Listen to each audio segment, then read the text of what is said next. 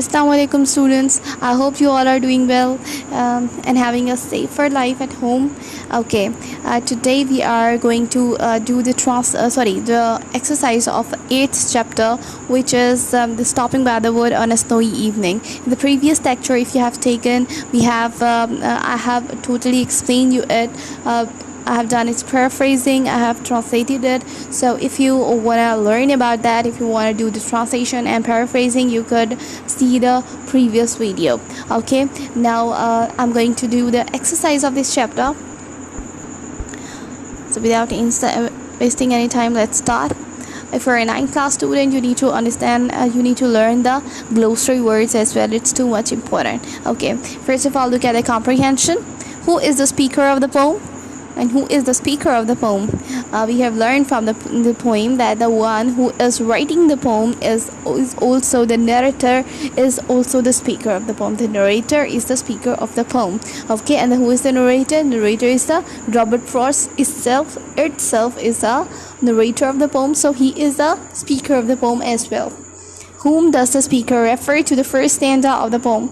Whom does the speaker refer? In the first stanza, we have learned that the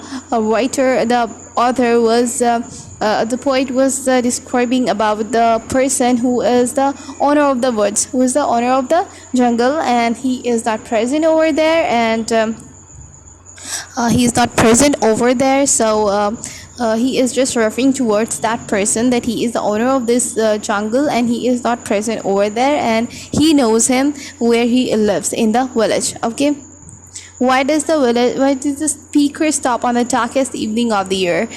Because he find out a beautiful scene around him. He has found out a beautiful scenery. That was the scenery of the wood. That was the scenery of the beauty of the nature. The beauty of the nature captivate him and stop him to move forward.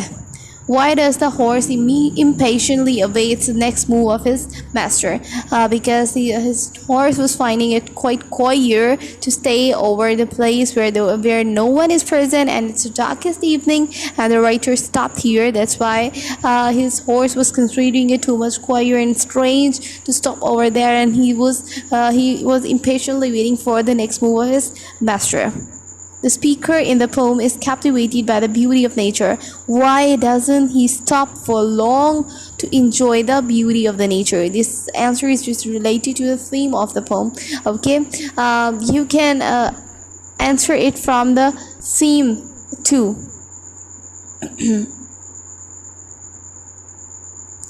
You can see over here the word of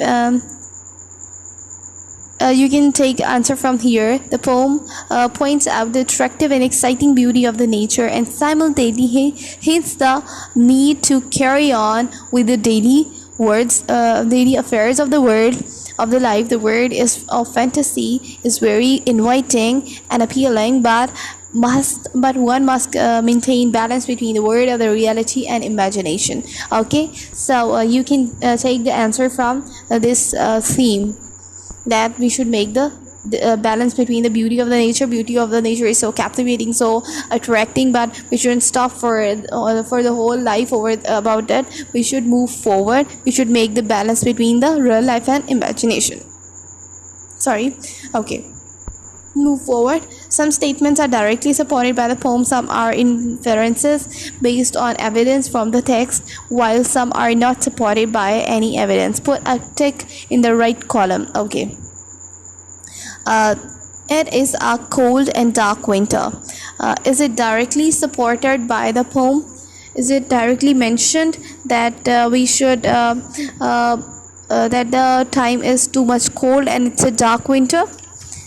Was it could you give me the answer? Yes, this statement is directly supported by the poem that it is a cold and dark winter. Okay, evidence was not based on the poem. This is directly supported. Okay, the speaker knows the owner of the words. Was it directly supported? Yes, it's also directly supported, because in the first paragraph writer has totally explained it, that the owner of the wood is not present over there, and he knows him, that he lives in the village. Okay, then move forward. The speaker feels guilty about stopping in the word.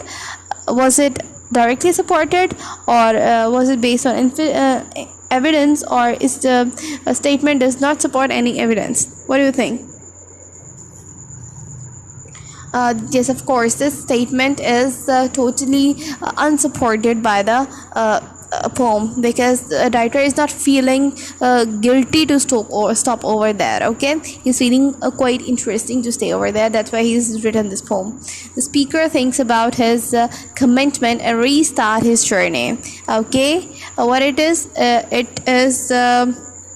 directly supported, or indirectly supported. This is directly supported, because in the last paragraph he has totally mentioned over there that he has to keep up the promises and he has to go miles before he sleeps. Okay, the speaker is tired and wants to rest.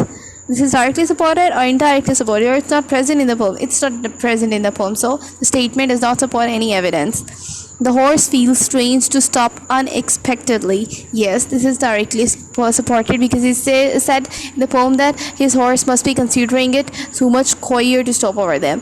The speaker appreciates the beauty of the nature. Yes, it's evidence that we have found that speaker is just pointing out that the speaker is liking the beauty of the nature, is attracted towards the nature. Okay, paraphrase the following. You can see our previous video in which I have totally paraphrased the whole poem, so you can get the idea from that. Okay, now moving towards the alliteration.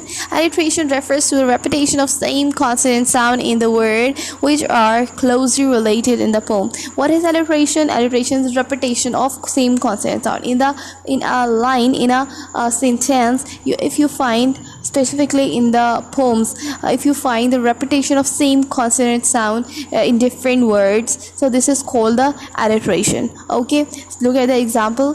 Whose woods, his house, see me stopping, SS, and here WW and HH. Okay, next is imagery.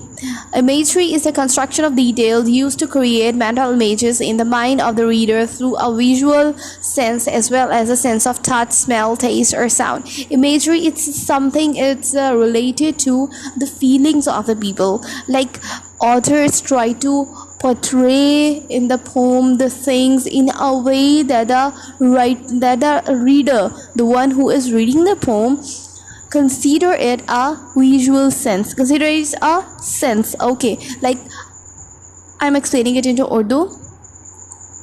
जिस तरह से writer जो है वो क्या करता है, वो एक्सप्लेन कर रहा होता है इमेजरी में, पोइम के अंदर कुछ चीज़ों को ऐसे बयान करता है कि उसका टेस्ट, उसका उस चीज़ के हवाले से, अगर टेस्ट के हवाले से तो टेस्ट हमारे मुंह में आना शुरू हो जाता है, ठीक है. अगर टच है तो वो इस तरह से एक्सप्लेन करता है कि वो टच हम फील कर रहे होते हैं कि हाँ भाई ये इस तरह से मौजूद है, ठीक है.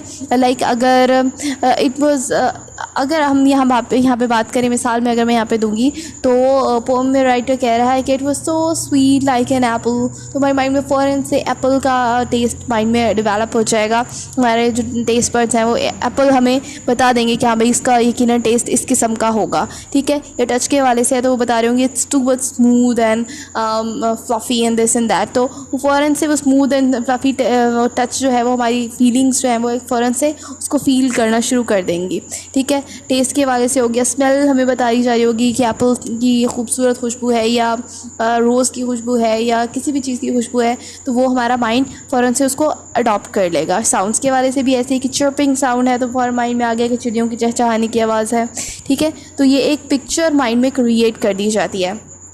Now look at the examples. Visual, huge trees in the thick and dark forest. Okay, look at this, huge trees in the thick and dark forest. You can imagine it that it must be a darkness all around, and it must be a very dark forest. It would to be deep forest. Okay, auditory, the rusting of the leaf in our ears. We can imagine, we can feel the rusting of the leaves. Smell, scent of apple. Okay, scent of apple, it suddenly come into the nose that we are smelling the scent of apple, the fragrance, the aroma of apple.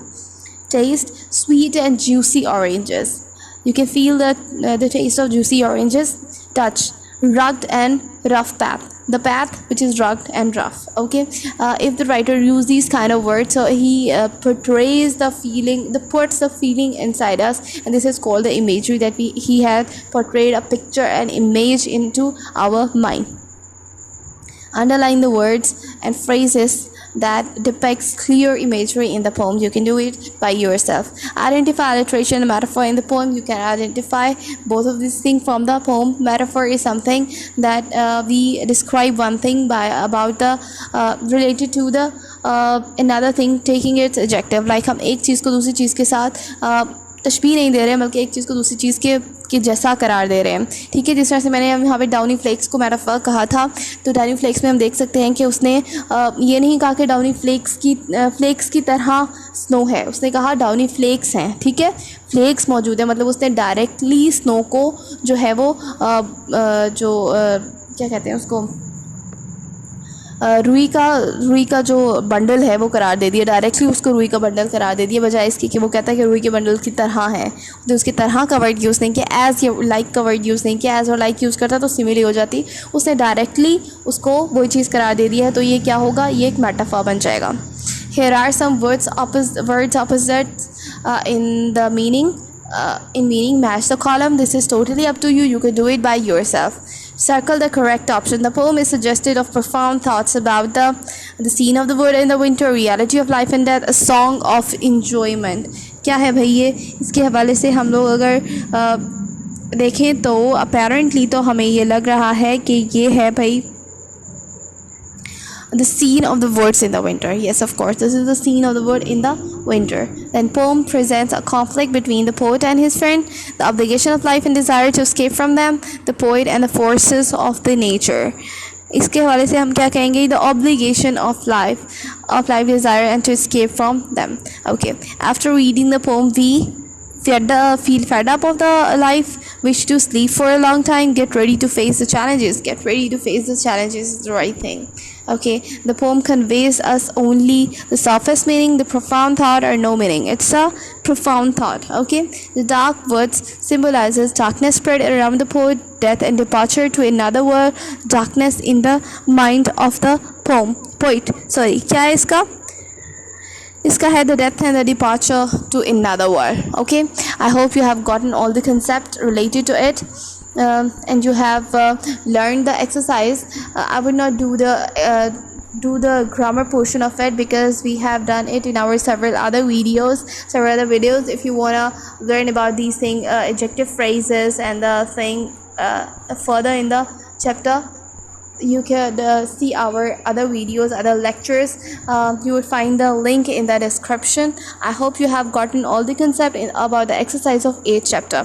Thank you so much and Allah Hafiz.